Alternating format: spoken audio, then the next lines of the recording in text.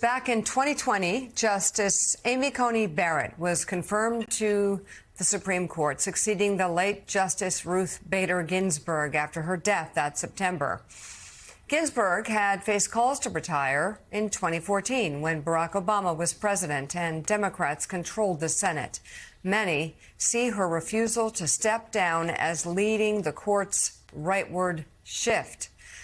The memory of that is now leading some on the left to worry about one of the current liberal justices. Joining us now, senior national political reporter Sahil Kapoor. Sahil, what are we hearing?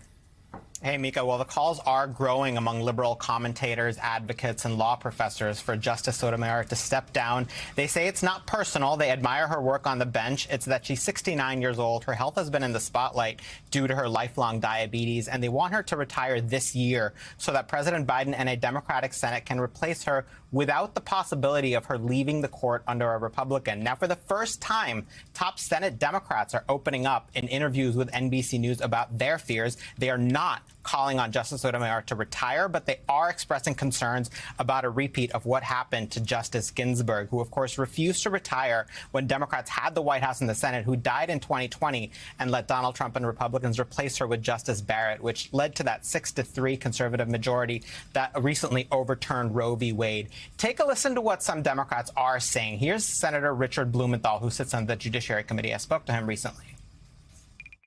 You know, we should learn a lesson, you know, and it's not like there's any mystery here about what the lesson should be. The old saying, you know, graveyards are full of indispensable people, ourselves in this body included. And there's Senator Sheldon Whitehouse, the second-ranked Democrat on the Judiciary Committee, who said the 6-3 court is bad enough today. Quote, run it to 7-2 and you go from a captured court to a full MAGA court. Certainly, I think if Justice Ginsburg had it to do over again, she might have rethought her confidence in her own health, unquote. You might read between the lines here and see a bit of unsolicited advice. Other Democrats, like Senator Mazie Hirono, say they have no such advice for Justice Sotomayor, who, I will note, has given no indication that she plans to leave the court. She's about to reach her 15-year milestone on the bench this year, and nobody doubts she's currently operating at full speed. One person who is not touching this is President Biden. A White House spokesman told me, quote, President Biden believes that decisions to retire from the Supreme Court should be made by the justices themselves and no one else. Now, behind the scenes, some Democrats are flabbergasted that prominent liberals aren't being more aggressive about calling on Sotomayor to go. As one Democrat put it to me, they seem more worried about hurting her feelings than protecting their causes. My colleague and co-author for this story, Lawrence Hurley, reached out to Justice Sotomayor, and she did not respond. Guys? Wow. NBC's Sahil Kapoor, thank you very much. We'll be talking about this once again very soon.